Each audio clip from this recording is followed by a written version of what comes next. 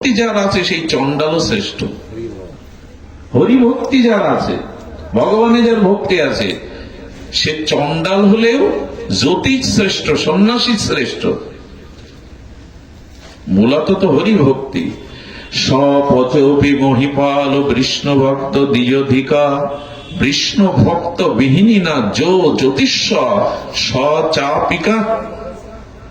কি অদ্ভুত এই শ্লোকে বলছেন যে চণ্ডাল যদি হরিভক্ত পরায়ণ হয় তো হরিভক্তিহীন ব্রাহ্মণের থেকে সে শ্রেষ্ঠ।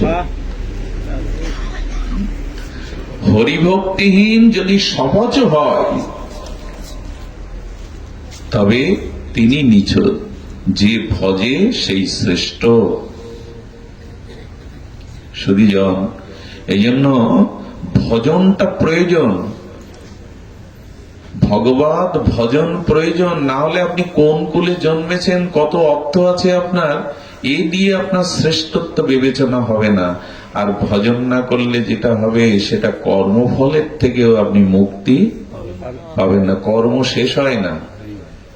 ভজন না করলে, ভক্তি না আসলে কর্ম শেষ হবে না। যেমন সমুদ্রের জল মেঘ হয়ে আকাশে উঠল, আকাশ থেকে ঘন জমাট মেঘ হয়ে বৃষ্টি হয়ে জগতে এলো, আবার বিভিন্ন নালা দিয়ে, নদ নদী, খাল বিল দিয়ে সাগরে পড়ল, আবার সাগর থেকে মেঘ হয়ে আবার মেঘ জমাট হলো, আবার বৃষ্টি হলো, আবার সাগরে। এতে জল শেষ হচ্ছে? তেমনি কর্ম যতদিন আছে আপনাকে বারবার ওই কর্মফল ভোগের জন্য জন্মাতে হবে, ভোগ করতে হবে, আবার চলে যেতে হবে। শেষ কোথায়? ভগবান ভজনে না এলে কর্ম ক্ষয়, কর্মের ফল ক্ষয় হবে না। আর ভজন না করলে, ভক্তি না এলে এভাবে আসা যাওয়া আপনার ঘোরাবে না। আর এই যে ভগবানের মায়া, এটি কর্মের দ্বারা ছেদন হবে না, এটি ভক্তির দ্বারাই, ভজনের দ্বারাই এই মায়া রহস্যকে, কর্ম রহস্য আপনি ছেদ করতে পারবেন। খুব মূল্যবান দার্শনিক বিচার, যদি মন দিয়ে শোনেন। কঠিন একটা শীতের মধ্যে অলসতা আসতে পারে, আমরা সবাই কর্মজীবী মানুষ, তো ধ্যানে থাকি।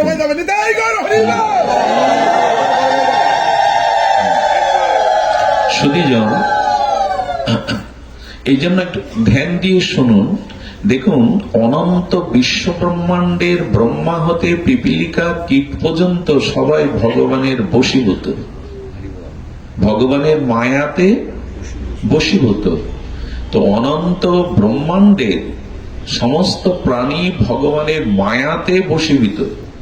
একটা কুকুর এত স্বজাতি বিদ্রোহী, হিংস্র, কিন্তু তার বাচ্চা যখন হয় দেখবেন অন্যকে জীবন দিয়েও।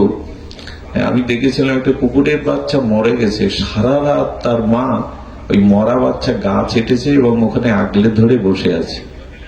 ওই সারা রাত তাকে সরানো যায়নি। মন না থাকলে, বিবেক না থাকলে, মমতা না থাকলে এই করে। কুকুরটা ওইটা করে। মন সকলের আছে, কিছুটা চেতনাও আছে, নাহলে বাঘিনী তার বাচ্চাগুলিকে গা লেহন করে খাইয়ে পরিয়ে বুকের দুধ দিয়ে মানুষ করতো না। ওদেরও আছে। দেখবেন মায়াতে সবাই বশীভূত, ভগবানের মায়ায়। ভগবান অনন্ত বিশ্ব ব্রহ্মাণ্ডকে মায়ায় বশীভূত করেছে। আর আমি আমার স্ত্রীকেও আমার বশে বা আমার মতে আনতে আমার কি ক্ষমতা? বাড়িতে দুজন ব্যক্তি, দুইজনই আমার বশীভূত নয়, অথচ অনন্ত বিশ্ব ব্রহ্মাণ্ডের ব্রহ্মা হতে কীট পর্যন্ত ভগবানের মায়ায় বশীভূত। কি ক্ষমতা আছে আমার? আমি আমার বাড়ির মানুষটাকেও আমার মনের মতো করে গড়তে বা বশীভূত করতে পারিনি। আর অনন্ত বিশ্ব ব্রহ্মাণ্ডের ব্রহ্মা হতে কীট পর্যন্ত ভগবানের মায়ায় বশীভূত। তিনি যে নিয়ম করেছেন তার বাইরে যাওয়ার ক্ষমতা। জন্ম তিনি দিয়েছেন, আপনি পারবেন জন্ম আটকাতে পারবেন? এটা তার ইচ্ছায় হবে। কোথায় জন্মাবেন, কোন পরিবেশে জন্মাবেন, আপনার কর্ম অনুযায়ী ভগবান এই বিধান করেছেন, আটকাতে পারবেন না। মৃত্যুও তো তার দেওয়া, আটকাতে পারবে? জন্ম মৃত্যু মাঝখানে যে রোগ ব্যাধি দুঃখ যন্ত্রণা কর্মফলে ভগবান দিয়েছেন কর্ম অনুযায়ী, এটা আটকাতে পারবেন আপনি? এই যে শীত, এটাকে আটকাতে পারবেন? প্রকৃতি আটকাতে পারবেন? সব ভগবানের বশীভূত। যেন ভগবান বললেন, দেখো আমি গতকাল বলেছিলাম মানুষ সব থেকে বড় ভয় পায় মৃত্যুর। এই মৃত্যুর যে কাল, সেই কাল ও গোবিন্দের দাস, কাল ভগবানকে ভয় পায়। আমরা ভয় পাই কালকে, আর কাল ভগবানের দাস, ভগবান কালের প্রতি। তাই মৃত্যু বা কালও ভগবানের কাছে ভয়ে দূরে দাঁড়িয়ে থাকে। তো কালও যাকে ভয় পায়, সেই ভগবানের চরণে ভজন আনুন, ভক্তি আনুন, তবে এই কর্মফল থেকে, নাহলে কর্ম চলতে থাকবে। সমুদ্রের জল মেঘ হবে, বৃষ্টি হয়ে পড়বে, আবার সমুদ্রে যাবে, আবার মেঘ হবে, চলতেই থাকবে, কর্মক্ষয় হয় না। ভজনে আসতে হবে, ভক্তিতে আসতে হবে। ভজন এবং ভক্তির দ্বারাই কেবল এই আসা যাওয়া, এই কর্মফলকে। তবে প্রারব্ধ ভগবান ক্ষয় করেন না। আমি বারবার এই কথাগুলি আজকাল বলি, একটু ধ্যান দিন। কর্ম কিন্তু, ফল কিন্তু ভুগতে হবে আপনাকে। এতে ভগবান আপনার কর্মফল বা প্রারব্ধ, এই প্রারব্ধকে গোবিন্দও নাশ করেন না। প্রারব্ধ গোবিন্দকেও নাশ করেন না। এই জন্য ভগবান পুত্ররূপে এলেন, রাম লক্ষ্মণ ভরত শত্রুঘ্ন পুত্ররূপে এলেন। কিন্তু শুনলে অবাক হবেন, দশরথ 15 দিনের বাসি মরা হয়ে পড়েছিল। এবং এই ভগবান রূপ চার পুত্র মৃত্যুর সময় তার কাছে কেউ ছিল না। ভগবানের পিতার এমন হবে কেন? এই দশরথ কে জানেন? ইনি ভগবান মনু, ব্রহ্মার মানসপুত্র ভগবান মনু। এই মনুই হলো মানব জাতির পিতা। তা তিনি সেই মনু, ভগবান মনু, যিনি মনু সংহিতা রচনা করেছেন, মানব সংবিধান রচনা করেছেন সনাতনের, তিনি 1000 বছর ধরে নৈমিষারণ্য তপস্যা করে ভগবানের বর পেয়েছিলেন, যে বর দিয়েছিলেন যে তুমি বর চাও, বলিল পুত্র রূপে তুমি আমার কাছে আসবে। এই ভগবান মনুই তপস্যার দ্বারা পরবর্তীতে চক্রবর্তী সম্রাট সূর্যবংশে দশরথ হয়ে আসে, আর ভগবান চতুরংশে পুত্র হয়ে আসে। তো সেই ভগবান, আচ্ছা রামকে যদি, ভগবানকে যদি, রঘুপতিকে যদি আমরা প্রশ্ন করি, তুমি স্বয়ং পূর্ণ ব্রহ্ম ভগবান, তো পিতার মৃত্যু হলো, তোমরা 4 জন কাছে নেই, আর মৃত্যুটা হলেও রামের কারণে। বনবাসে না গেলে দশরথ, তো ভগবান তোমার কারণে তোমার পিতা মারা যাচ্ছে, মা বিধবা হচ্ছে, তুমি আটকাতে পারোনি? এই প্রশ্ন করুন যে রামচন্দ্রের কাছে, ভগবানের কাছে। তুমি স্বয়ং ভগবান, তোমার কারণে তোমার পিতা মরবে, মা বিধবা হবে, তুমি ভগবান আটকাতে পারোনি? এর উত্তর কি? এর উত্তর একটাই, ভগবান যখন আবির্ভূত হন তখন নরলীলাতে যে লীলা করেন, সেটা জগতের মানুষের শিক্ষার জন্য, আদর্শ স্থাপনের জন্য। এই দেখো, আমি ভগবান হলেও আমি আমার পিতার কর্মফলকে ক্ষয় করতে পারিনি, আর আমি চাইও নি, কারণ আমি শিক্ষা দিতে এসেছি জগতে। হ্যাঁ, নরলীলা কই বললাম, আমি লীলার দ্বারা জগৎকে শিক্ষা দিতে এসেছি, কারণ আমার পিতা জীবনে একটা মহা ভুল করে বসেছিল। এত তপস্যা করলেও, আমাকে ভগবান রূপে পেলেও ভুলটা হলো, তুমি যে হরিণ জল খাচ্ছে কি মানুষ জল নিতে এসছে, এটা জেনে বান ছাড়বে না? আপনি একটা বান মারবেন কারোর গায়ে, তো সেটা জেনে, এই জন্য বললেন মন যা বলে তাই করতে যেও না, শাস্ত্র মতো চলো, গুরু আজ্ঞা মেনে চলো। অনেকেই আজকাল একদল আছে, আমার মন যা বলে, আমি লোকের কথা শুনতে যাব কেন, আমার মন যা বলে। এই মন যা বলে তাই যদি করতে চান, তাহলে আর আপনাকে বাঁচানো যাবে না। নির্ঘাত আপনার জন্মের অধঃপতন অপেক্ষা করছে আগামী জন্মে। মনোমতো চলতেছেন না, সাধুগুরু বাক্যকে মান্যতা দিয়ে চলুন, তা না হলে কিন্তু জীবন শেষ। দশরথ, তুমি যে বানটা ছাড়বে, দেখবে না ওটা হরিণ কিনা মানুষ কিনা। পিতামাতার ভক্ত এই অন্ধের পুত্র, ঋষির পুত্রকে, যার নাম শ্রবণ কুমার বলা হয়, ওনাকে রামচরিত মানুষের নাম দিয়েছেন শ্রবণ কুমার, তাকে মেরে দিল। ওই সময় অন্ধ মুনি আর তার স্ত্রী এই পুত্রকে মারা যাওয়ার আগে একটা অভিসম্পাদ করেছিলেন, দশরথ আমার একমাত্র বাসবার ধনকে এমনি করে তুমি অজান্তে বানমেনে কেড়ে নিলে, তোমাকেও পুত্রশোকে ভগবান জগৎকে দেখাচ্ছেন কর্মফল আমিও ক্ষয় করি না, কর্মভোগ দেহায় জীবের।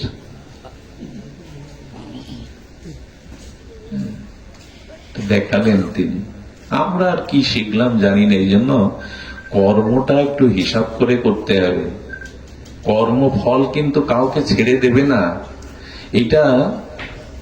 এটা আমাদের একটু সতর্ক হতে হবে। আর দেখুন, আপনার সব ইচ্ছা পূর্ণ হবে এমন নয়। একদল মানুষ আছে, আমরা আছি, ভগবানের কাছে শুধু নিজের ইচ্ছা পূরণের জন্য ছুটে যায়, এই করো তাই করো, আমার এই প্রয়োজন। আচ্ছা, ভগবানের পিতা দশরথ কি চাইছিল? যে আমি রামকে রাজত্ব দিয়ে এবার ভজন সাধন করব। কানের পাশে চুল পেকে গেছে, আয়নাতে দেখে গুরু বশিষ্ঠের কাছে বললেন। এখন দশরথের চাওয়াটা কত বড় চাওয়া, যে রামের মতো যোগ্য, শ্রীরামের মতো যোগ্য এমন একজন কে আমি এই ভরত বংশের সিংহাসনে বসাবো, তিনি প্রজাবৎসল, ন্যায়পরায়ণ আর গুণের আধার। আচ্ছা, রামচন্দ্রকে রাজ্যাভিষেকের ইচ্ছাটা দশরথের পূর্ণ হলো না, ভগবানের বাবার যদি ইচ্ছা পূর্ণ না হয়, আপনার আমার ইচ্ছা সব পূর্ণ হবে?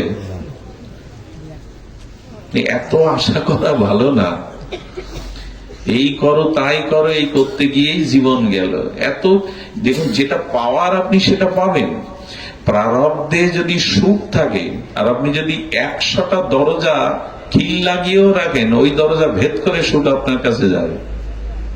আর যদি দুঃখ আপনার প্রারব্ধে থেকে থাকে, তো আটকালে দুঃখ আটকাতে পারবেন না, ভেদ করে ঢুকবে।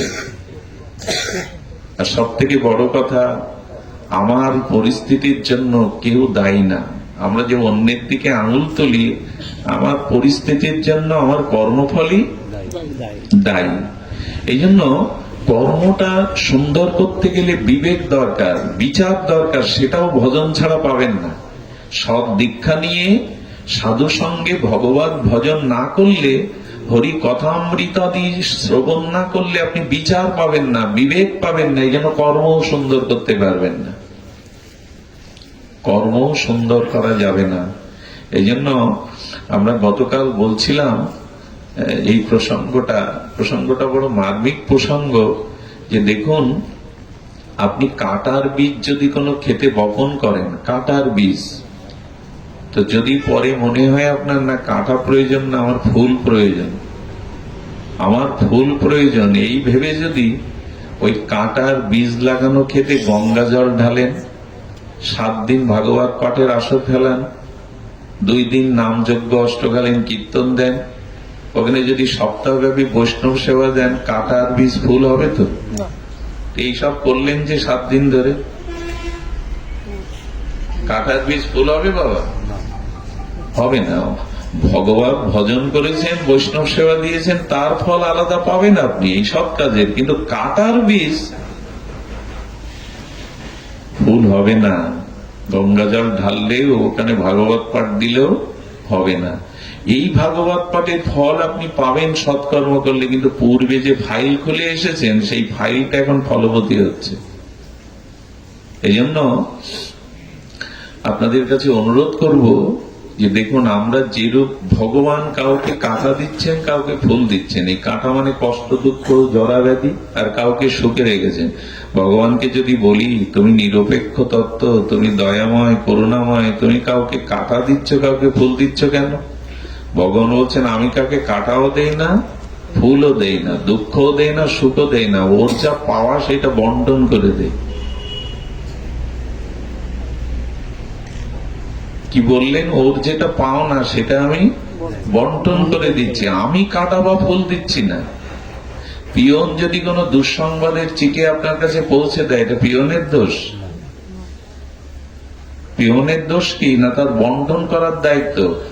শুভ বা অশুভ সংবাদ তার বন্টন করার। ভগবান বললেন তোমার কর্ম অনুযায়ী ফলটা আমি তোমাকে দিচ্ছি, আমি দিচ্ছি না দুঃখ তোমায়। ভগবান কাউকে সুখ দুঃখ দেয় না। আমার পূর্ব কর্ম সেইটা ভগবান বন্টন করে দিচ্ছেন।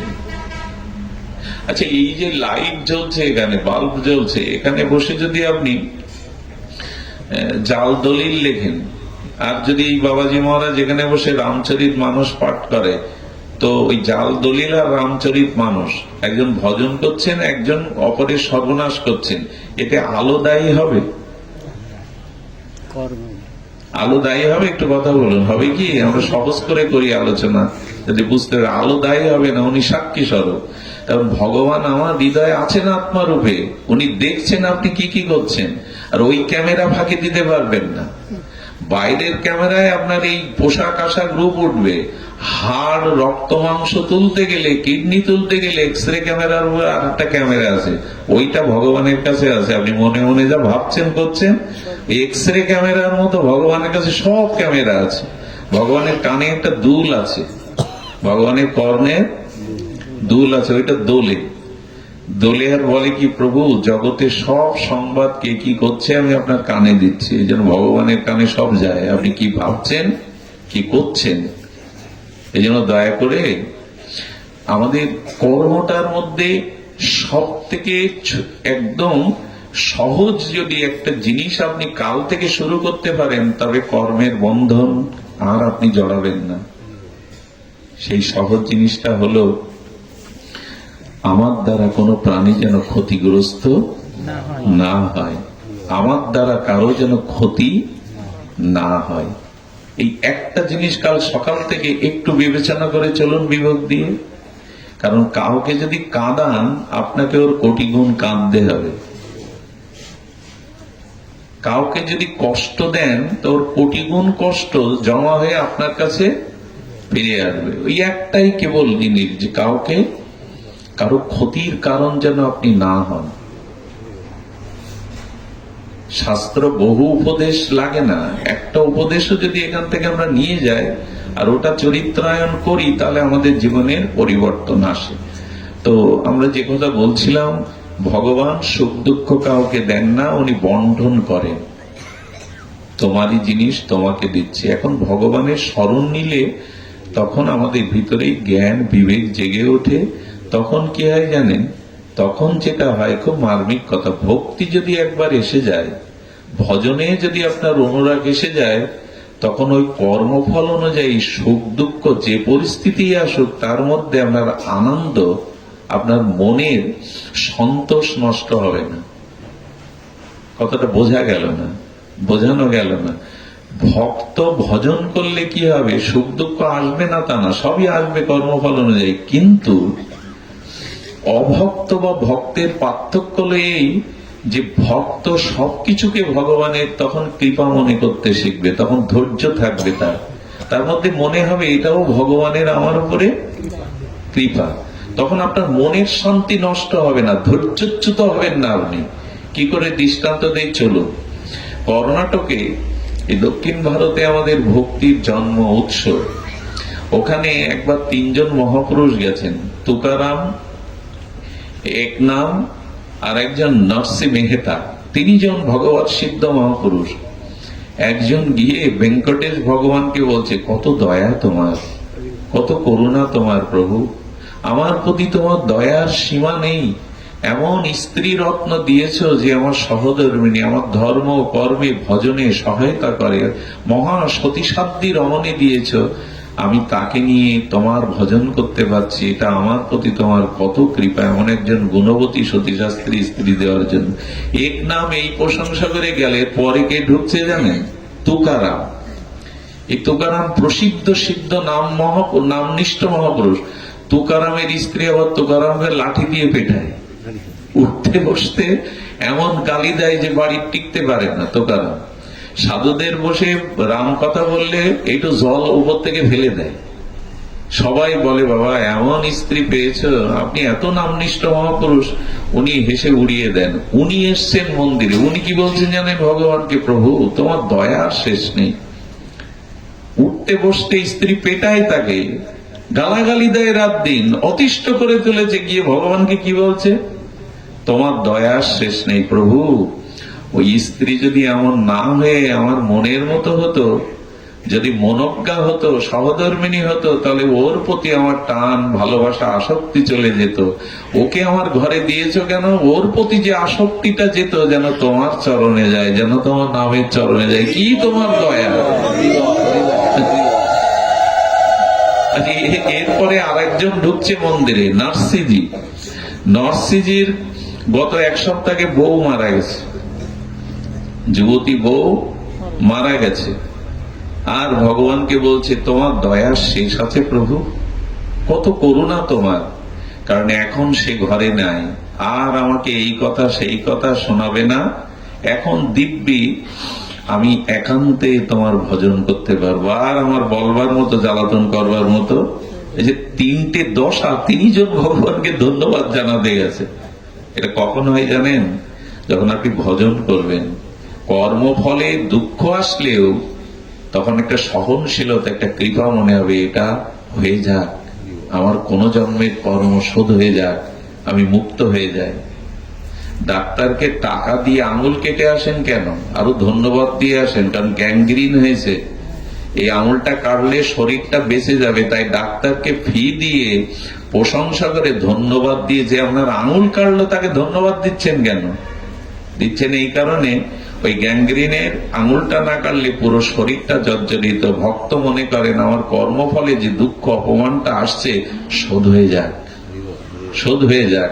ঠিক এই বুদ্ধিটা, এই জ্ঞানটা ভজন না করলে আপনার আসবে না। এই জন্য সুখ দুঃখ সবকিছুকেই তার কৃপা মনে হবে যদি ভজন অনুভূতি থাকে। নাহলে মুখে শুধু এ শুনে গেলে, কিন্তু শুনে গেলে আর বলে গেলে, ভজন না করলে কিন্তু ওই অবস্থা আসবে না।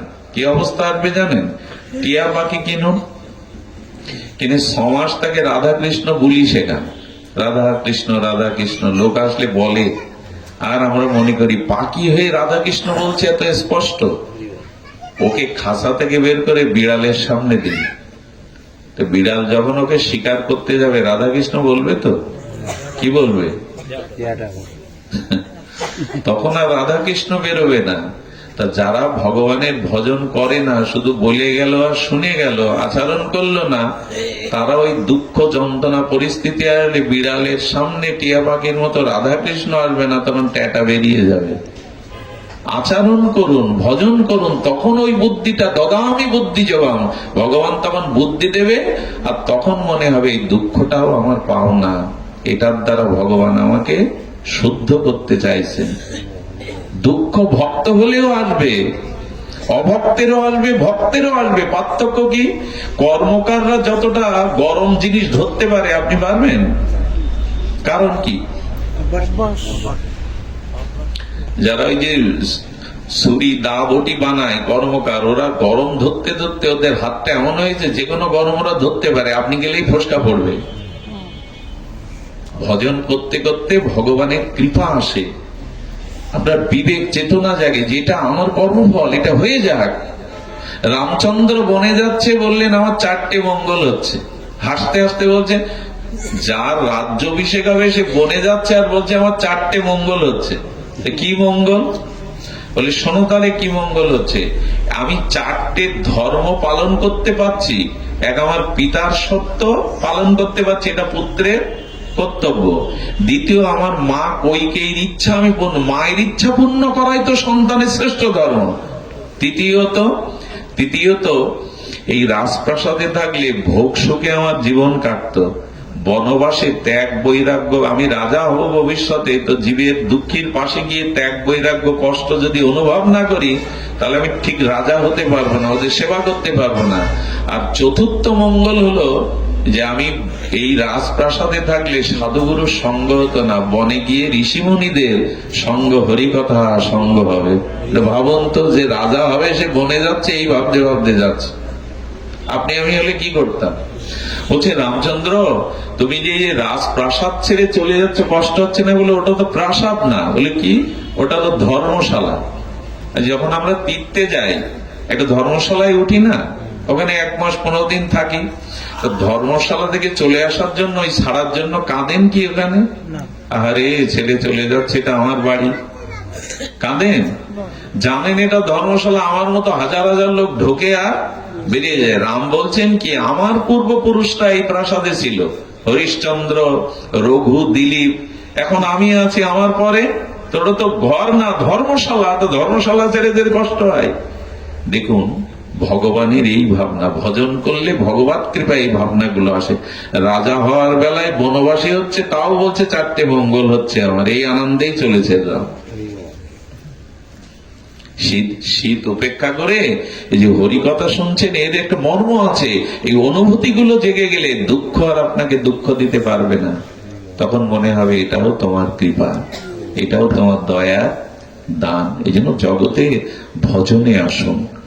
ভজন না করলে কোনো বুদ্ধি কাজ করবে না, কোনো ডিগ্রি আপনাকে শান্তি দিতে পারবে না, মনুষ্যত্ব আনতে পারবে না। এই জন্য বলছেন না, ভজন করুন। সুধীবৃন্দ, ভজন কেন করতে হবে? আগেই বলেছি যে এখানে বলছেন যে উঁচু নিচু এই ভেদটুকু শুধু ভজনেই পার্থক্য। সুধীজন, তো আসুন আমরা এখানে আরেকটু শুনি। যদি ভগবানের নাম নিতে পারেন তো কি হচ্ছে, পিতৃ গোত্রেণ যা কন্যা স্বামী গোত্রণ গোত্রিকা। দেখুন ভগবানের ভজন করলে আপনি ভগবানের দাসানুদাস হলে কি হয়, তথা দীক্ষা প্রভাবেন দ্বিজত্বং জায়াতে নির্ণম। কি অদ্ভুত দৃষ্টান্ত, কি অদ্ভুত এই প্রজ্ঞা, এই মহাজনের দিব্য অনুভূতি, ঋষি মুনিদের দিব্য অনুভূতি। আচ্ছা, কোন মেয়ের কন্যাদান বা বিবাহের পরে স্বামীর গোত্রের পরিচয়ে তো তার গোত্র হয়, তাই না? হয় কিনা? এই নিয়মটা আছে কিনা? বিবাহের পরে, কন্যাদানের পরে কন্যার গোত্র স্বামীর গোত্রের সাথে একীভূত হয়ে যায়। আছে মানে এটা বৈদিক সংস্কার হয়ে যায়। তো বললেন একটা কন্যা যদি সেই বড়মালা দিয়ে সমর্পণ করার পরে সেই স্বামীর গোত্রে গোত্রভূত হয়ে যায়, যখনই আপনি সদ্গুরুর চরণে দীক্ষা মানে আত্মসমর্পণ, নিজেকে সমর্পণ করে দেওয়া, যখন দিলেন আপনি গুরুচরণে, তখন আর আগের গোত্র আগের পরিচয় আপনার নাই। তখন আপনি গোবিন্দেরই একজন দাস হয়ে গেলেন। সমর্পণ করে আপনার গোত্র বদলে গেল। কন্যাকে দান করলে যদি তার গোত্র বদলে স্বামীর গোত্র হয়, তো যখন আপনি দীক্ষা নিয়ে গুরুচরণে আত্মসমর্পণ করলেন, তখন আগের আপনি আর নাই, ওই কন্যার গোত্র যেমন বদলে গেল। তখন আপনি গোবিন্দের দাস হলেন, শ্রী গুরুর দাস হলেন। তখন ভয় কি, গুরুদেবই আপনাকে এই ভব সংসার হতে, বন্ধন দশা থেকে মুক্ত করবে। তো দীক্ষা মানে কানে কানে মন্ত্র নেওয়া না, নিজেকে ওই স্ত্রী যেমন মনে করে কন্যাটা আজ থেকে আমি স্বামী, বড়মালা দিয়ে ব্রাহ্মণ বেদ মন্ত্র দিয়ে মনে করে আজ থেকে তার সুখ দুঃখ আমার সুখ দুঃখ, আমি তার গোত্রতে আমার গোত্র সমর্পিত করেছি। কারণ দীক্ষা মানে কানে শুধু মন্ত্র নেওয়া না, দীক্ষা মানে দ্বিতীয় জন্ম হওয়া। আমি গুরুচরণে আমার সর্বস্ব সম্পাদন করলাম। এইভাবে দীক্ষা হয়তো আমাদের, আর আমরা দীক্ষাকে এরকম ভাবি তো, কানে মন্ত্র নিতে হয়, গুরুদেব এসেছে নিয়ে নিলাম, ওই পর্যন্ত আর খোঁজ নেই। গুরু মন্ত্রই তো জপ হয় না। 3 বেলা ভোজন করি, 1 বেলা আহ্নিক অনেকেই করে না। 3 বেলা খেতে ভুল হয় না, কিন্তু 3 বেলা আহ্নিক, 3 বেলার জায়গায় বলেছে অন্তত 1 সন্ধ্যা করো, তাও কি করি আমরা? সব কাজের সময় আছে, তোমারে ডাকবার সময় আমার মাঝে নাই। সব কাজের সময় আছে। আজকে যদি শিবদা আমার মায়ের সাথে ঝগড়া করত লাঠি সোটা নিয়ে, এর থেকে বেশি লোক ঝগড়া দেখবার জন্য এখানে আসতো। হোলির দুর্দশা কেমন জানেন? মগ মানুষ দর করে কেনে না, গোপনে পটকে যা ওঠে সব দিয়ে দেয়, দেওয়া 1 বোতল। দুধ কিনতে গিয়ে দর কষাকষি করে। 60 টাকা নেবে কেন, এটা দেখুন 50 টাকা। এই হলো বর্তমান দুর্দশা। মদ কিনতে গিয়ে পকেট থেকে টাকা বের করে দেয়, দর করে না। দুধ কিনতে গিয়ে দর কষাকষি। আর দুধ ঘি ফেরি করে বিক্রি হয়, নেওয়ার লোভ নাই। মদ কত দূরে মানুষ কিনতে বেরোয়। এই হলো দুর্দশা বর্তমান সময়ে। বলছি এই আগুন থেকে বাঁচবা, পৃথিবীর অবস্থা ভালো না, আগামী দিনগুলো খুব ভালো যাবে না। রোগ শোক অপমৃত্যু জরা ব্যাধি, এই নানান আমাদের কর্মফলের জালে জড়ানোর জন্য উপায় হলো ভগবানের চরণে শ্রী গুরু চরণে পিতৃগোত্র যেমন মেয়েটার গোত্রবতী গোত্র পরিবর্তন হলো, দীক্ষার মাধ্যমে শ্রী গুরুদেবকে দিয়ে দিন, তাতে কি হবে জানেন? একবার এক গুরুদেব বলছেন, তাড়াতাড়ি এদিকে আয়, কোথায় ছিলি? গুরুদেব